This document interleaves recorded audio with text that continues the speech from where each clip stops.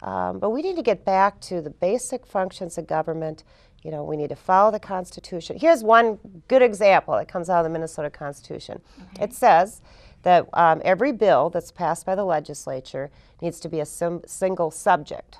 So you can't, and the title has to say, you know, what the bill is going to do. So you can't have these big, long, 100-page bills that deal with a million things, some things which people may like, some which they don't, handed to you the last day of the session, right? We see it every year. Okay. That's not legal.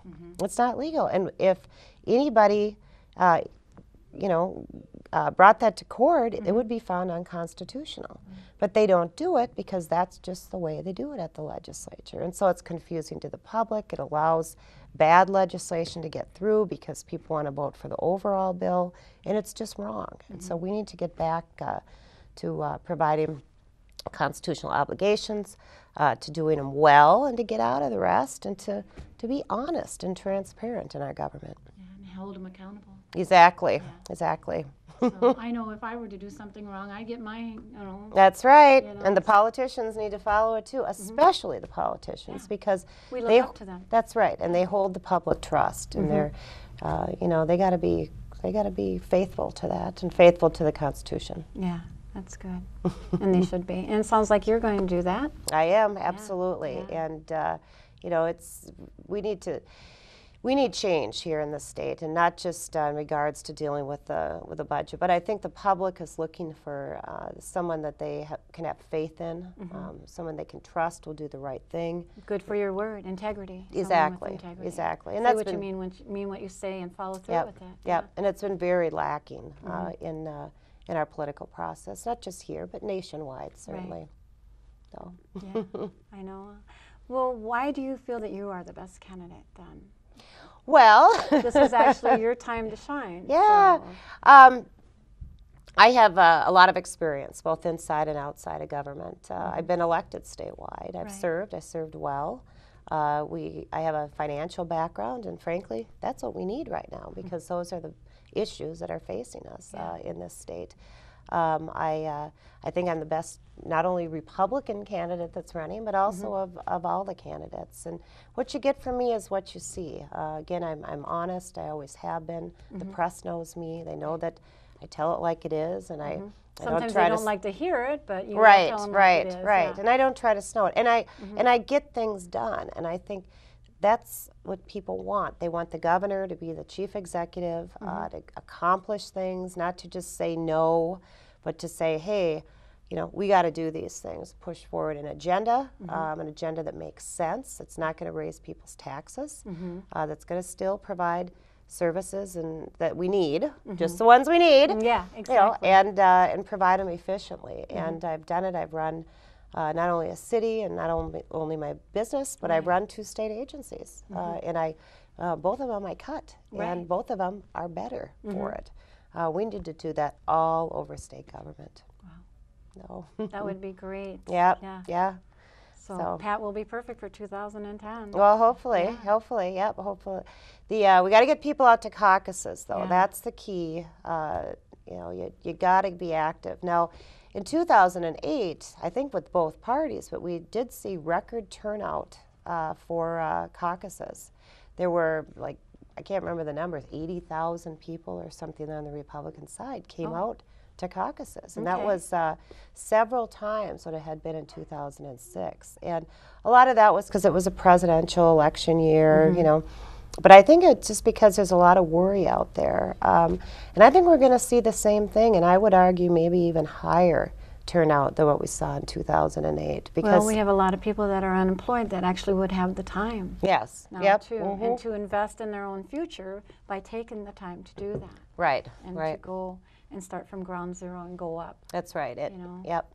And there's a lot of fear out there. There's a lot of concern about what's happening, especially at the federal level, with the potential government takeover of health care and energy and all these issues and all the spending. There's a lot of mistrust. There's a lot of mistrust, right? And there's anger too. Oh, I mean, very don't underestimate the anger. But people are looking for, you know, they always talk to me, whether it's, you know, I'm a Tea Partier, first of all. I helped organize tea parties. I encourage people to start their own Tea Party groups and keep the politicians out of them. And well, then you can educate also right, while you're having that little conversation. Right, right.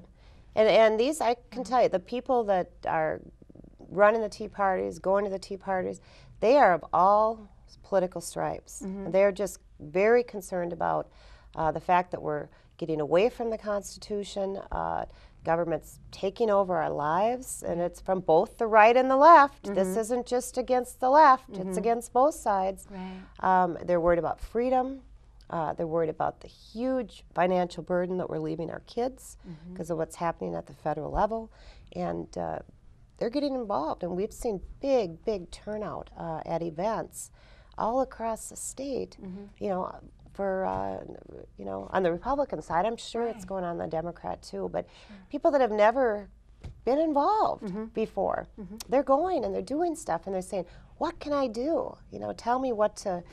You know, I'm writing letters, but I want to do more than just that. And I think they will show up to caucuses because that's where you get involved. That's where you have an effect. And they can talk one-on-one. Exactly. And they can actually, you know, educate the other people and all of the, you know, rumors and the mistrust and this person is thinking this way and then you can actually get the truth out. And Yep. You know, So I think you'll see a new...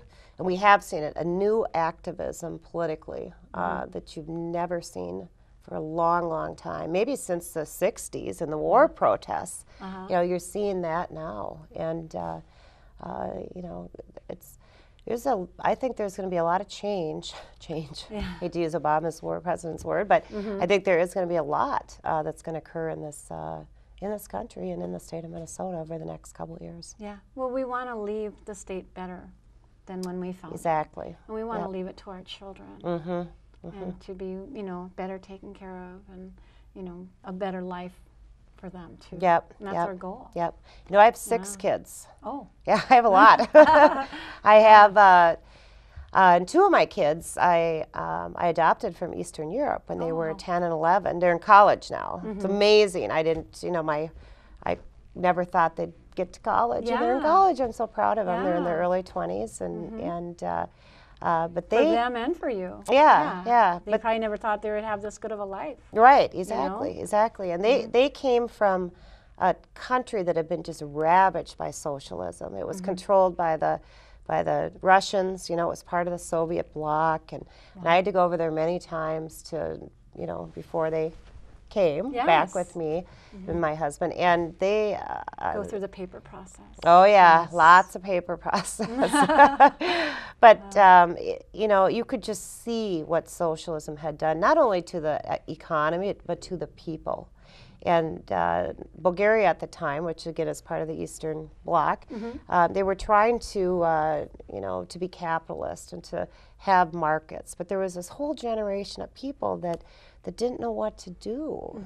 You know, the older people, they had never, you know, they had 40 years of socialism, and they were used to being taken care of and told where to go to work and what to do, where to do it, how to do it, and why to do it. Exactly. Instead of the individuality that we have here in America. And it was only the young generation that was understanding this freedom and what to do about it.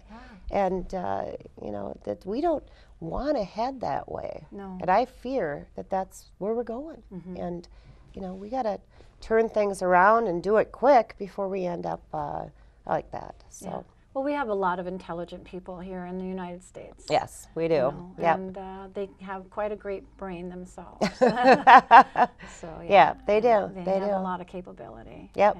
I have full faith in the American people, and I think that's part of what you see happening now with the sort of the backlash against some of the policies that are being, you know, put into place, and the whole idea of freedom, because that's what it is. It's not anti-tax or anything else. It's about freedom and individuals and our rights, and you know what we as a country stood for. And when you know when we made the Declaration of Independence, I think you're seeing that all over again.